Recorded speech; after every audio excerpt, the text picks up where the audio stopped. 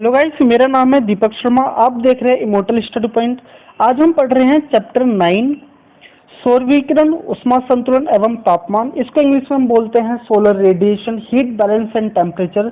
यह इस वीडियो का 9वां पार्ट है। अगर आपने इसके बाकी के 8 पार्ट्स को नहीं देखा है तो सबसे पहले जाकर उन्हें देखें।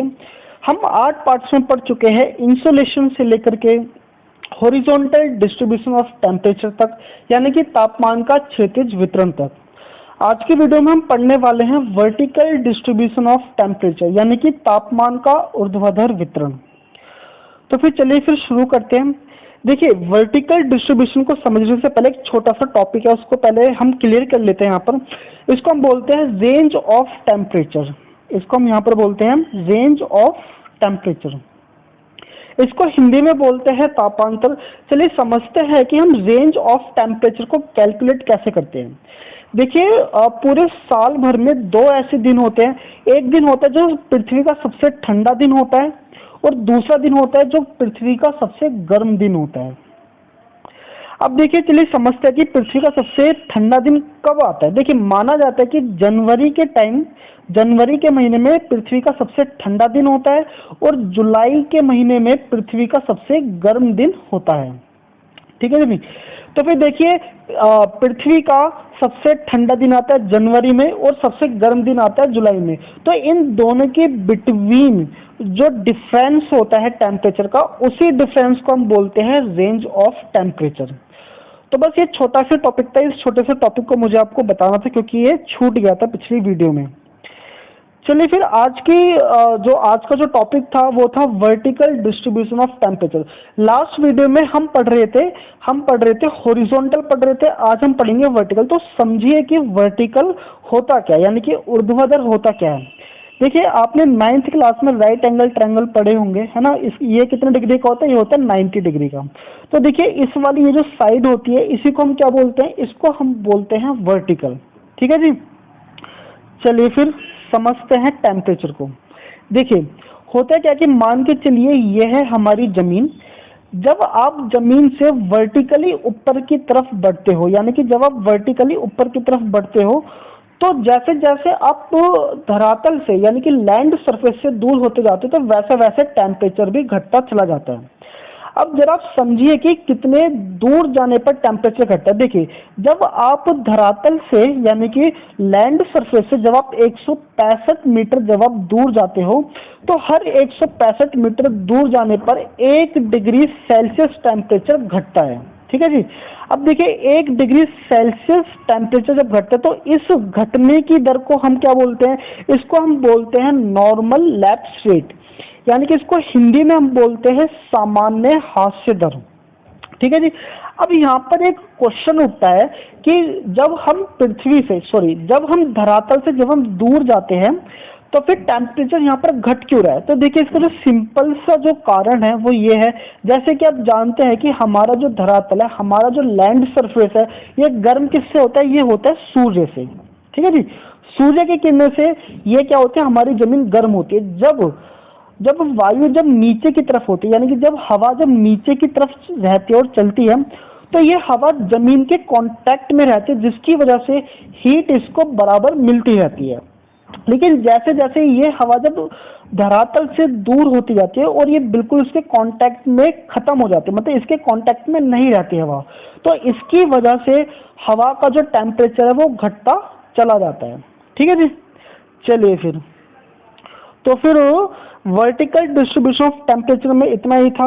तो फिर हमारा जो नेक्स्ट टॉपिक है वो है हमारा इन्वर्जन ऑफ टेम्परेचर। ठीक है जी।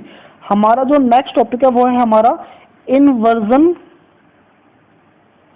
Of temperature. तो देखिए, इसको हम हिंदी में क्या बोलते हैं? इसको हम हिंदी में बोलते हैं तापमान का व्युत्क्रमण। तो फिर देखिए, अभी आप कुछ देर पहले पढ़ रहे थे कि जैसे जैसे आप जमीन से ऊपर की तरफ जाते रहोगे, तो वैसे वैसे टेम्परेचर क्या है? घटता जाता है ना। माइनस में टेम्परेचर हमारा घटता जाता है। लेकिन इन्वर्जन ऑफ टेम्परेचर में बिल्कुल इसके उलट है। इसमें क्या है कि जैसे जैसे आप ऊपर जाते रहोगे तो वैसे वैसे गर्मी बढ़ती जाएगी। अब देखिए, अब ये इन्वर्जन कैसे हो रहा है, यानी कि तापमान बिल्कुल एकदम पलट कैसे रहा है, इस चीज को आप यहाँ पर समझिए।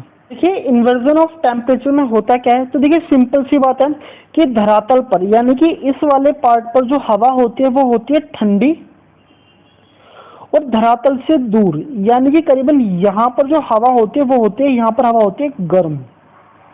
तो देखिए, इन्वर्जन ऑफ टेम्परेचर के लिए कुछ तरह की कंडीशन होती है, आप जरा उन कंडीशन को यहाँ पर समझिए।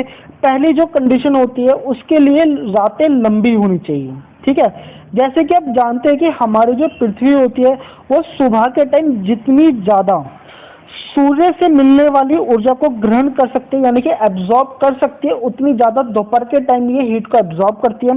और जैसे ही रात का समय आता है तो यही पृथ्वी यानी कि हमारा जो धरातल होता है रात के समय हीट को रिलीज करने का ये यहाँ पर काम करना शुरू कर देता है। रात के टाइम जो हीट को ये रिलीज कर देता है, जिसकी वजह से हमारा जो धरातल होता है वो हो जाता है ठंडा। अब देखिए, जो नीचे की तरफ जो हवा है, जब हवा धरातल के कांटेक्ट में आती है तो इससे होता क्या कि हमारी जो नीचे वाली जो हवा है वो हो जाती है ठंडी। और अगर हम ऊपर वाली हवा के कंपैरिजन में बात करें तो नीचे वाली हवा इससे ज़्यादा ठंडी होती है, और ऊपर वाली हवा कंपैरिजन में क्या होती है, गर्म हो जाती है। ठीक है जी। तो यानी कि इन्वर्जन ऑफ टेम्परेचर के लिए जो पहली जो कंडीशन है वो होना चाहिए कैसी, लंबी रातों का होना बहुत ज्यादा इसमें जरूरी होता है। ठीक है जी। चलिए फिर हम यहाँ पर सेकंड कंडीशन की हम यहाँ पर बात कर लेते हैं। देखिए, रात के समय जो आकाश होना चाहिए वो बिल्कुल साफ होना चाहिए, यानी कि रात के समय बादल नहीं होने चाहिए। ठीक है। अब देखिए, बादल जब होते तो कंडीशन होती क्या है, देखिए होता क्या है कि रात के समय पृथ्वी क्या करती है, हीट को रिलीज करती है ना। अगर ऊपर की तरफ अगर यहाँ पर बहुत सारे बादल होंगे तो ये हीट को ज्यादा रिलीज नहीं करने देंगे, जिसकी वजह से जो यहाँ पर जो हीट होगी ये यहाँ पर हीट रुक जाएगी, जिसकी वजह से यहाँ पर जो हवा होगी वो भी कैसी रहेगी, गर्म हवा होगी। ठीक है। तो फिर देखिए, हीट को रिलीज होना बहुत ज्यादा जरूरी है, इसलिए अगर इन्वर्जन ऑफ टेम्परेचर होगा तो किस कंडीशन में होगा, आकाश बिल्कुल साफ होना चाहिए, किसी भी तरह के कोई बादल नहीं होने चाहिए। चलिए फिर इसकी जो नेक्स्ट कंडीशन है वो है उस जगह पर वायु कैसे होनी चाहिए, शांत वायु होनी चाहिए। ठीक है जी। अगर देखिए, अगर वायु शांत नहीं होगी यानी कि अगर वहां पर वायु बहुत ही तेज स्पीड में या फिर वायु वहां पर चलती रहेगी तो उससे होगा क्या कि यहाँ पर जो हीट है वो ट्रांसफर होती रहेगी। तो हीट के ट्रांसफर हो जाने की वजह से ये जो एरिया होगा ये ठंडा नहीं हो पाएगा। ठीक है। तो इन्वर्जन ऑफ टेम्परेचर के लिए वहां पर कैसी कंडीशन होनी चाहिए, वहां पर हवा नहीं चलनी चाहिए, वहां पर शांत वायु होनी चाहिए। चलिए फिर जो नेक्स्ट कंडीशन है कि वहां पर जो हवा होनी चाहिए वो होनी चाहिए ड्राई। अब देखिए, वहां पर हवा ड्राई क्यों होनी चाहिए, देखिए जैसे कि आपको मालूम है कि अगर हवा वहां पर कैसी होगी, ह्यूमिड वाली हवा होगी, तो आपको मालूम है कि जो जो ह्यूमिड जो हवा होती है, ठीक है जी, यानी कि जो आर्द्र वायु होती है उसके अंदर बहुत ज़्यादा कैपेसिटी होती है कि वो ज़्यादा से ज़्यादा हीट को एब्जॉर्ब कर सके। ठीक है। अगर वहां पर आर्द्र हवा होगी, अगर वहां पर ह्यूमिडिटी वाली एयर होगी तो उससे क्या होगा, वहां पर टेम्परेचर नहीं गिरेगा। ठीक है जी। और जैसे कि आपको मालूम है कि जो ड्राई हवा होती है यानी कि जो शुष्क वायु होती है वो कैसी होती है, ये हीट को ज़्यादा एब्जॉर्ब नहीं कर पाती, जिसकी वजह से ड्राई जो एयर होती है वो काफ़ी ठंडी होती है। ठीक है जी। तो फिर तापमान के व्युत्क्रमण के लिए यानी कि इन्वर्जन के लिए वहां पर कैसी हवा होनी चाहिए, वहां पर हवा होनी चाहिए ड्राई एयर वहां पर होनी चाहिए। चलिए जी फिर आगे बढ़ते हैं। तो फिर हमारा जो नेक्स्ट जो पॉइंट है वो है हमारा हिमाच्छादन। हिमाच्छादन का मतलब क्या होता है कि आपने जैसे ग्लेशियर वाले पार्ट देखे होंगे, है ना। तो देखिए, जहाँ पर ग्लेशियर होते हैं तो ग्लेशियर पे तो वहाँ की जो वायु होती है वो नीचे की तरफ तो वो बहुत ज़्यादा ठंडी ही होती है। अगर हम ऊपर के कंपैरिजन की बात करें तो ऊपर से ज़्यादा बहुत ज़्यादा जो ठंडी वायु होती है वो कहाँ की तरफ होती है, वो जमीन की तरफ होती है, क्योंकि आपको मालूम है कि वहाँ पर बहुत ज़्यादा बर्फ की लेयर होती है। फिर नेक्स्ट कंडीशन है हमारे पहाड़। मान के चलिए ये पहाड़ है और ये वाला हिस्सा है घाटी। देखिए, यहाँ पर है ठंडी वायु, समझिए कि ठंडी वायु का चरित्र कैसे होता है। देखिए, ठंडी वायु होती है हमेशा भारी और गर्म वायु होती है हमेशा हल्की। तो देखिए ठंडी वायु भारी होने के कारण ये पहाड़ों के ढालों से नीचे उतरना शुरू कर देती है यहाँ पर घाटी की तरफ। और जो हल्की वायु है यानी कि जो गर्म वायु है, अब ये जो गर्म वायु जो नीचे की तरफ है, ये ठंडी वायु इसको ऊपर की तरफ धक्का देने की कोशिश करती है और इसको ऊपर की तरफ यहाँ पर धकेल देती है, जिसकी वजह से गर्म वायु पहाड़ों के ऊपर आ जाती है। ठीक है जी। और जो ठंडी वायु है ये यहाँ पर एकत्रित होना शुरू कर देती है।